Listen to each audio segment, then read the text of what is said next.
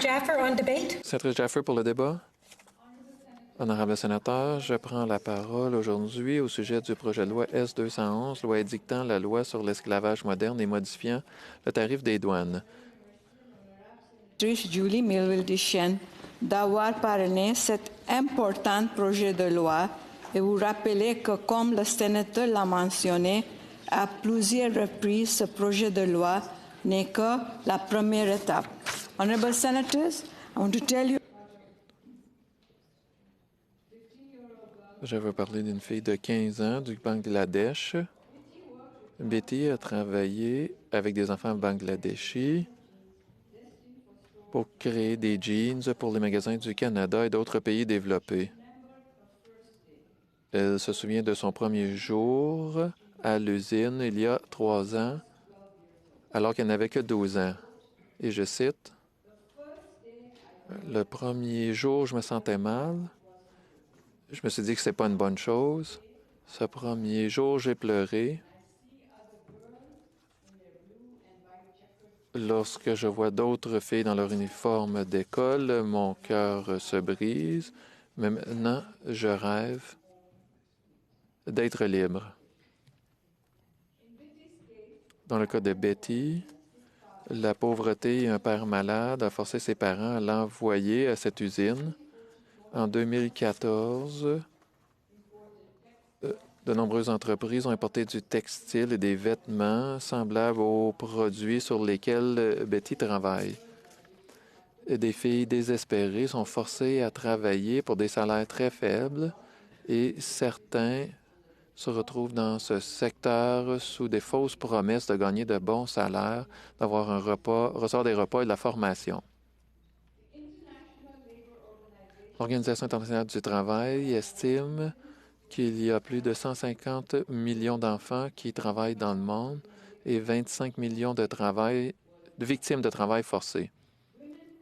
Les femmes et les filles représentent 71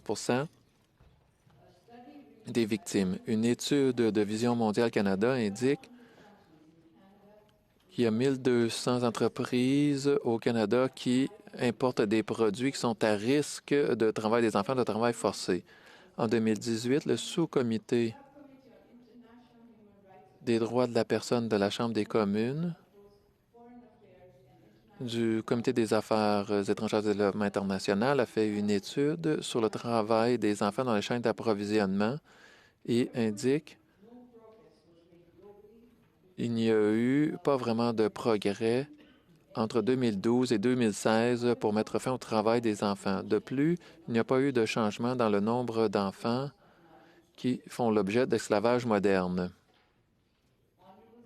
Honorable sénateur, ces enfants non seulement ne reçoivent pas d'éducation, ne peuvent pas développer leur potentiel, ne peuvent pas profiter de leur enfance, mais ils sont des esclaves maltraités et travaillent souvent dans des conditions dangereuses, tout simplement pour obtenir de la nourriture pour leur famille.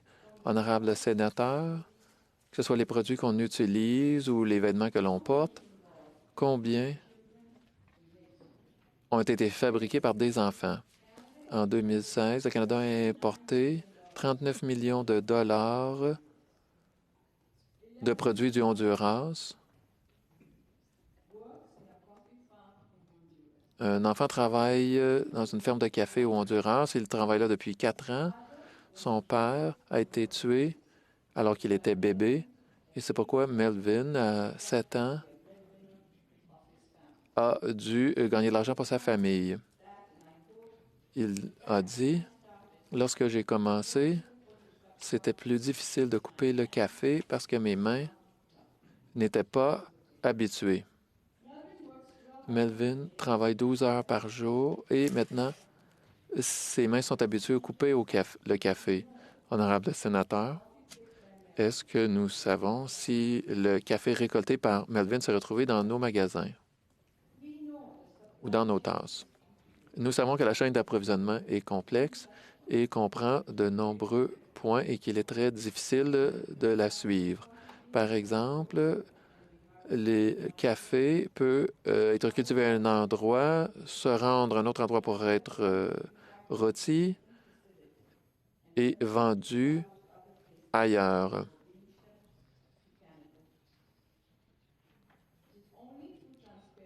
C'est seulement grâce à la transparence et un suivi de près et des rapports qu'on pourra savoir si le café récolté par Melvin est vendu dans nos épiceries. Le projet de loi s'attaque au problème de travail des enfants et de travail forcé en voulant mettre fin à ces pratiques. Il exige que les grandes entreprises canadiennes s'assurent que leur chaîne d'approvisionnement soit transparente et n'utilise pas le travail des enfants.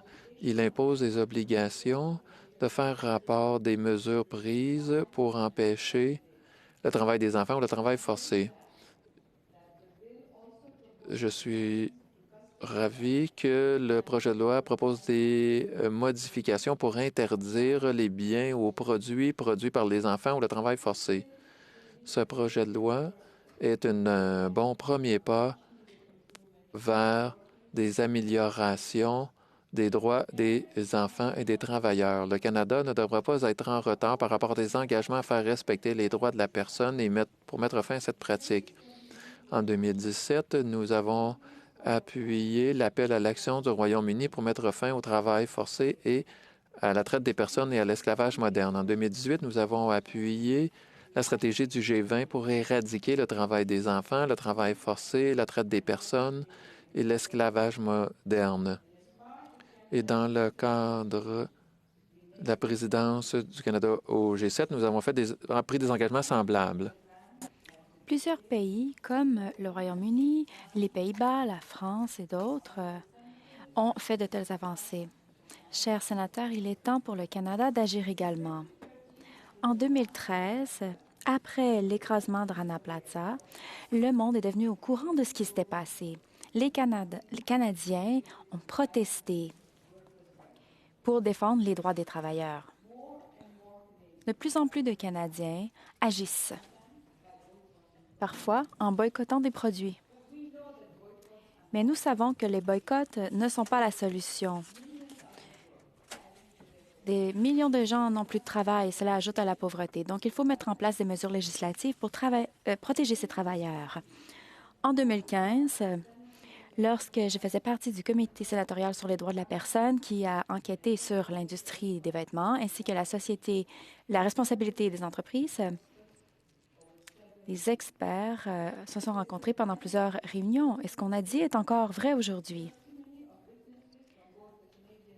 Les témoignages des témoins du gouvernement canadien et de la société civile nous ont amenés à la conclusion que le gouvernement canadien et les entreprises canadiennes avaient pris un certain nombre de mesures pour défendre les droits des travailleurs du vêtement, mais il y avait encore beaucoup à faire.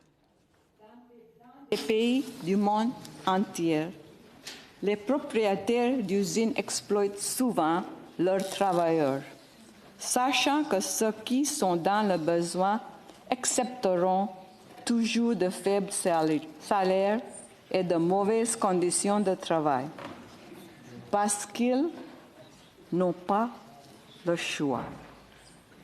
Those in need will not waste their fear from hazardous, unsafe work.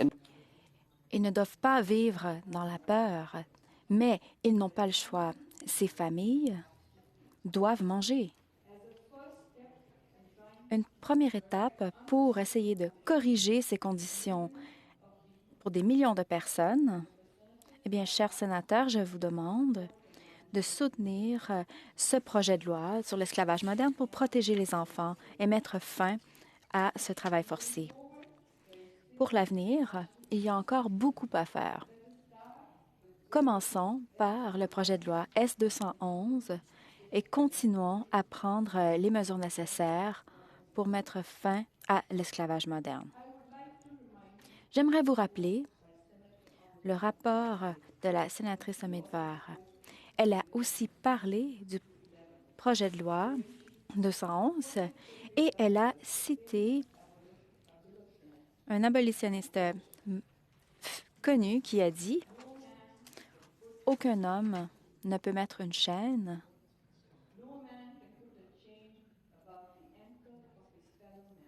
à la cheville d'un autre humain sans se retrouver attaché par son cou. Chers sénateurs, ce sont les valeurs canadiennes qui sont nécessaires. C'est elles qu'on doit appliquer. Nous, en tant que Canadiens, sommes fiers d'avoir ces valeurs. Et ces valeurs, maintenant, doivent être appliquées pour protéger les enfants contre le travail infantile et le travail forcé. Merci.